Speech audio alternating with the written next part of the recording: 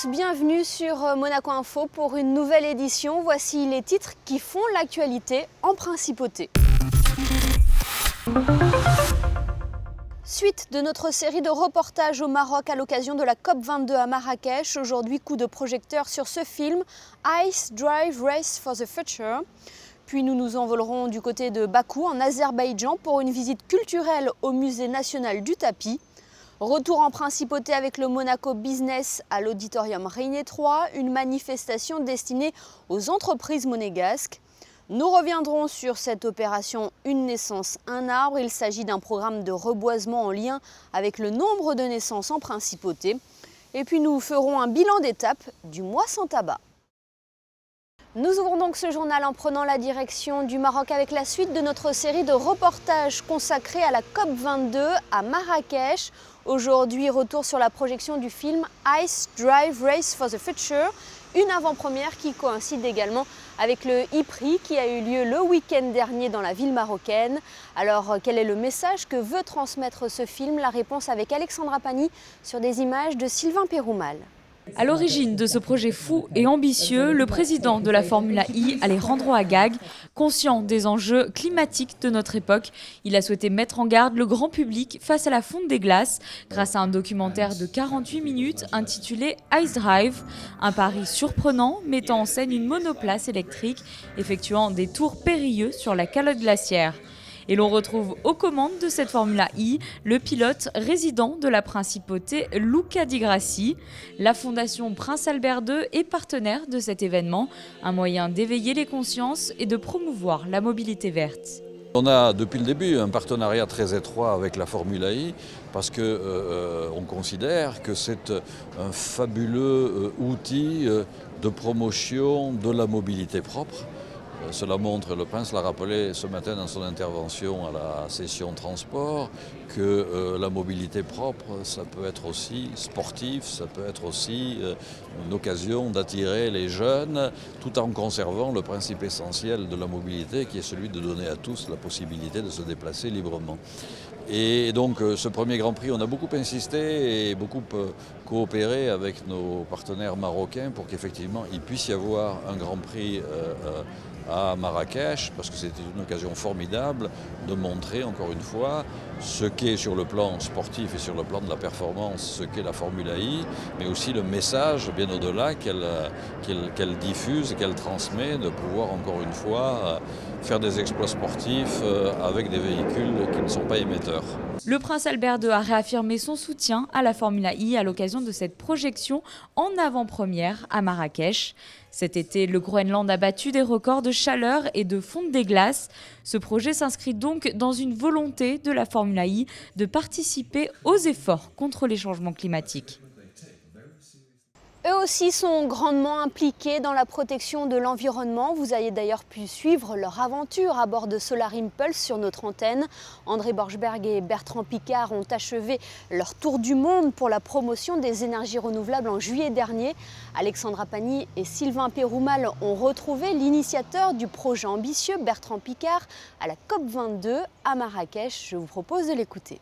Pour moi, Solar Impulse, c'était une manière de crédibiliser les technologies propres. Donc maintenant que j'ai atterri, c'est le moment presque de démarrer le projet. J'ai un projet qui a permis d'avoir une démonstration magnifique de ce qu'on pouvait accomplir avec ce type de technologie, presque jusqu'à l'impossible. Donc maintenant, j'ai créé l'Alliance mondiale des technologies propres, qui est une manière de mettre en réseau tous les acteurs des technologies propres. Il y en a beaucoup qui ne se connaissent pas du tout, qui ont de la peine à trouver des investissements. Parfois c'est des start-up, parfois c'est des grandes compagnies, parfois c'est des institutions, des fondations. Et on voit que créer un réseau comme ça permet d'amener des solutions à tous ceux qui en ont besoin. Et quand on parle de buts à atteindre dans les changements climatiques, quand on parle d'action, c'est vrai qu'on ne peut pas y arriver si on ne sait pas comment atteindre ces buts. D'où cette alliance qui doit amener des solutions. C'est l'âme même de Solar Impulse, que de montrer ce qu'on peut faire avec ces technologies propres, avec les énergies renouvelables, mettre les gens ensemble, les promouvoir et en parler au maximum. Parce que vous savez, quand on fait que de parler des problèmes des changements climatiques, on décourage tout le monde. Donc il faut vraiment montrer que maintenant il y a des solutions qui sont parfaitement rentables, qui créent des emplois, qui permettent de développer la croissance économique, mais de manière propre. Alors c'est pas un mystère que le prince est le premier parrain de l'Alliance, que la fondation du prince Albert II est membre de cette alliance. Donc on continue la longue histoire d'amitié avec Monaco. Quittons le Maroc pour nous rendre à présent en Azerbaïdjan. Nous vous en avons parlé dans nos précédentes éditions. Le Monaco Economic Board était en mission à Bakou. Et en marge des rencontres B2B, les entrepreneurs monégasques ont pu découvrir ce pays du Caucase et notamment le Musée national du tapis. Zoom culturel avec Vanessa Dessy et Serge Prémont. Elle est la plus grande collection de tapis au monde. Le Musée national du tapis retrace plusieurs techniques de tissage sur diverses périodes. Proclamée chef-d'œuvre du patrimoine par l'UNESCO, la collection du musée comprend plus de 10 000 articles céramiques, de produits métalliques du XIVe siècle, des bijoux de l'âge de bronze ainsi que des chefs-d'œuvre de la période moderne. Le Musée national du tapis a été créé en 1967. Ce dernier rassemble de nombreuses pièces d'artistes qui retracent l'histoire. Nous avons intégré ce nouveau bâtiment en 2014. La structure a été imaginée en forme de tapis géant enroulé, une création artistique de l'architecte autrichien Franz Jans. Parmi les entrepreneurs monégasques, la société Gibonnet semblait particulièrement attentive à cette visite. Depuis plus de 20 ans, cette dernière est distributeur de grandes marques de design de mobilier pour particuliers, hôtels et bureaux.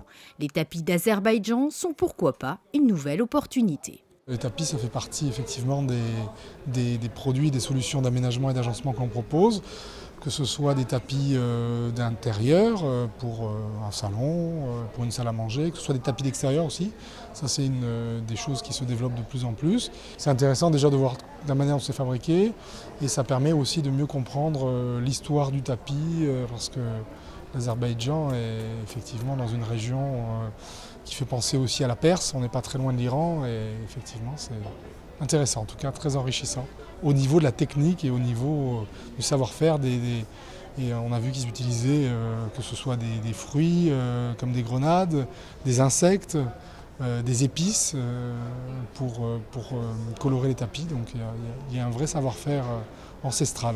Et sachez que les tapis antérieurs à 1960 et certaines pièces d'une grande valeur historique ne peuvent pas quitter le territoire azerbaïdjanais.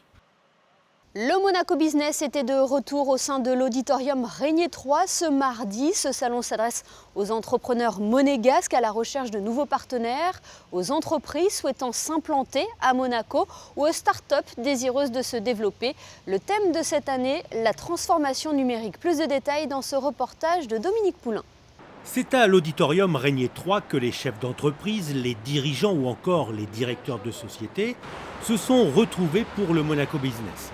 L'objectif est de réunir dans un même lieu les entrepreneurs à la recherche de nouveaux partenaires, ceux souhaitant s'implanter en principauté et les start-up désirant se développer. C'est une rencontre des chefs d'entreprise monégasques sur une journée où ils viennent pour faire du business entre eux et puis également assister à des conférences puisqu'on a tout un cycle de conférences qui dure toute la journée sur le thème que nous avons choisi de la transformation numérique. Sur une journée, le Monaco Business accueille une quarantaine d'exposants ainsi que plusieurs centaines de visiteurs, dont plus de 60% sont des acteurs économiques de Monaco et de la région. C'est l'occasion aussi de réunir des sociétés présentes en principauté depuis de nombreuses années et de permettre aux startups de se faire connaître. C'est le cas de Duren, une société de design sur Internet et de développement de sites web créée il y a quelques jours seulement par un jeune Britannique qui a grandi à Monaco.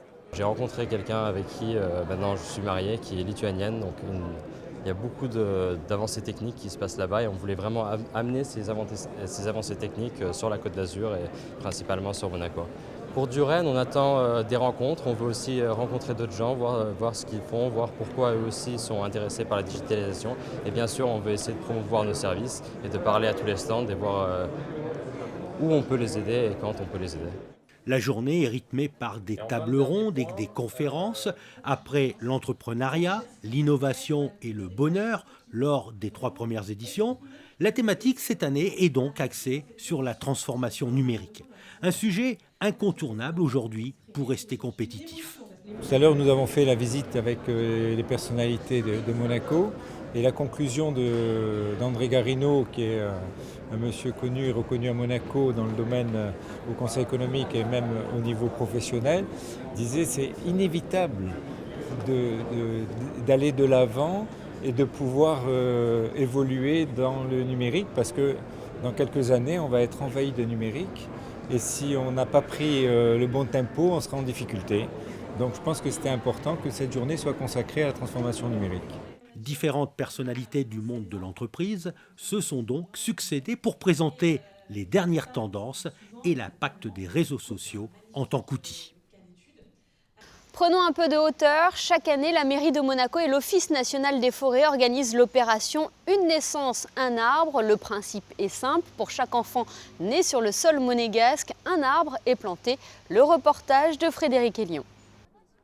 En 2008, la mairie de Monaco rejoignait le programme des Nations Unies pour l'environnement Plantons pour la planète, une campagne mondiale de reboisement où les pays membres de l'ONU s'engagent à planter 1 milliard d'arbres par an.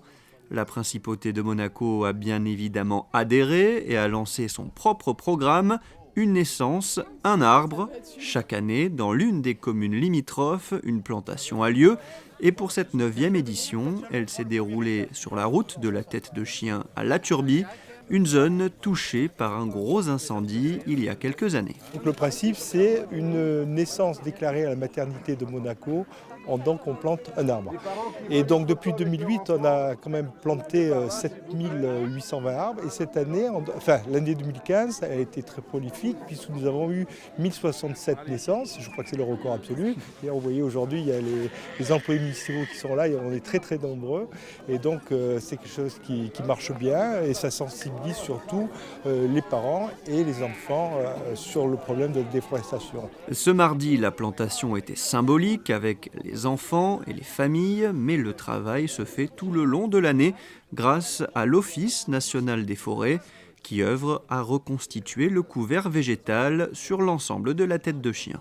Ça fait quand même beaucoup d'années désormais qu'on travaille en partenariat avec la mairie de Monaco et les communes limitrophes françaises, Cap d'Agde, La Turbie. Cette année, on est sur La Turbie pour mettre en œuvre cette plantation.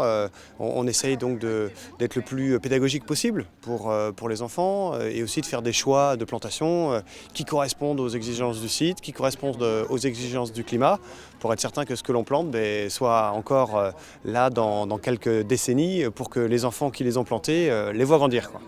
La forêt méditerranéenne pousse très lentement. Pour reconstituer un peuplement sur une zone comme la Tête de Chien, il faut à peu près 15-20 ans pour voir des arbres de 4 à 5 mètres de haut. Les végétaux plantés sont un cortège de plantes locales avec des pins d'Alep, des caroubiers ou des oléastres. Faisons à présent un bilan d'étape de la campagne du mois sans tabac. Une équipe de Monaco Info s'est rendue au service tabacologie du centre hospitalier Princesse Grasse. Une consultation avec un spécialiste apporte souvent une aide indispensable pour arrêter de fumer. Alexandra Pani vous en dit plus. Ça y est, vous avez pris la bonne décision. Ils sont plus de 170 000 fumeurs en France et à Monaco à avoir pris la décision d'arrêter de fumer à l'occasion de ce premier mois sans tabac. Une décision qui nécessite souvent un encadrement afin de mettre toutes les chances de son côté. C'est le cas de Mélie, consommatrice régulière qui se rend pour la première fois à cette consultation proposée par le centre hospitalier Princesse Grasse. J'avais envie de mettre toutes les chances de mon côté pour pouvoir éviter des maladies, des choses comme ça, de me garder en bonne santé. Voilà, c'était vraiment la première décision prise. J'avais arrêté pour ma grossesse, j'ai un petit garçon de 6 ans et j'avais repris après l'allaitement et depuis j'ai toujours eu envie plus ou moins d'arrêter mais j'avais pas le déclic en fait. Et donc là vous avez commencé dès le 1er novembre ? Non, j'en ai entendu parler et après j'ai décidé de prendre un rendez-vous. La principauté a souhaité s'associer à cette première campagne française, une opération de santé publique qui consiste à inciter et accompagner les fumeurs dans leur démarche d'arrêt du tabac pendant 30 jours. Cet arrêt d'1 mois multiplierait les chances d'arrêter définitivement de fumer par 5.